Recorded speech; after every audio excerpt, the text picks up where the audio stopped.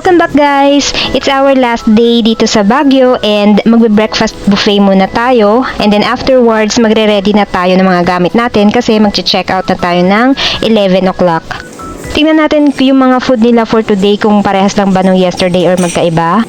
Andito na tayo sa kanilang dining hall and tara tingnan natin kung anong food today. So may rice, fried rice, scrambled eggs, daing na bangus naman ngayon, tsaka corned beef. Yesterday kasi ibang klase ng daing eh. Tapos ito, meron silang porridge ata ito, oo. Tapos doon naman yung mga pastry. Tapos iba rin to kahapon. Iba rin yung set of breads nila. Tapos mga cereals and then syempre yung kanilang salad bar. So guys, for today ang kinain namin ito yung daing na bangus, tapos yung corned beef, tapos may juice, tsaka scrambled eggs. Okay na yan. Breakfast buffet nga pala dito sa Hotel Venice guys, pero onti lang kakainin ko kasi babiyahe tayo mamaya pa Manila. Pwede nyo rin nga pala tumabok sa Klook.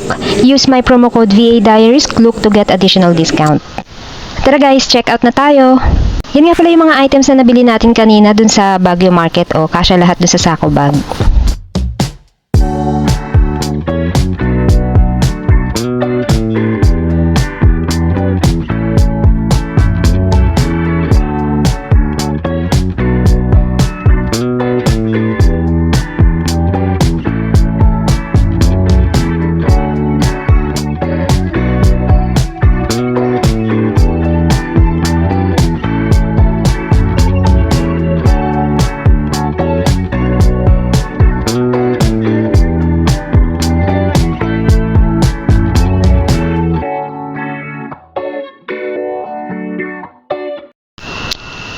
So ayun guys, andito na tayo sa bus terminal ng Victory Liner dito sa Governor Pack Road sa Baguio City.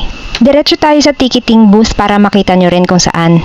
Bali guys, from the main entrance, dire-diretsuhin nyo lang ng lakad hanggang dulo. Tapos nandoon na yung kanilang waiting area and then katapat na nun yung ticketing booth. Tapos yung hagdan na nakikita nyo na yan sa may bandang kanan, dyan naman kayo bababa papunta sa ground kasi nandoon nakapark yung mga bus. So, ito na guys yung mismong ticketing area no, dito sa Victory Liner. So, makikita nyo, maluwag naman yung kanilang waiting area and wala siyang aircon. Pero pleasant naman yung weather. Hindi lang ako sure kapag summer or kapag maraming tao or holidays kung ganun pa rin siya ka-pleasant.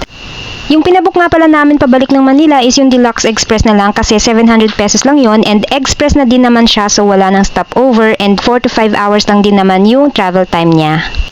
Ang pinagkaiba nga pala is yung sa Deluxe wala siya kasing free snack. Nung paakyat kasi kami dito, yung nasakyan namin na first class merong snack. Tsaka sa first class may private waiting lounge area din. Ito guys, nakasakay na kami sa loob ng Deluxe Express na bus. Ganito yung itsura niya sa loob.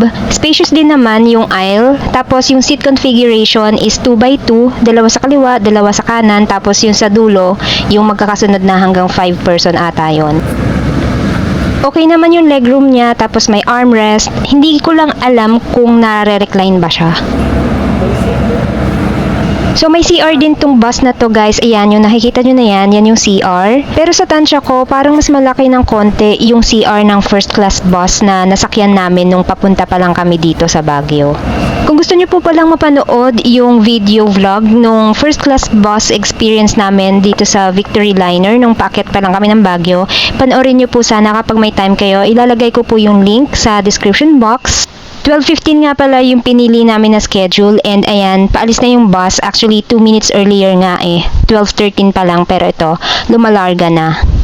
For now, it's time to say bye-bye po muna. Sana po ay nag-enjoy po kayo sa Baguio vlog series natin. And sana support nyo po yung iba po naming mga family adventure vlogs.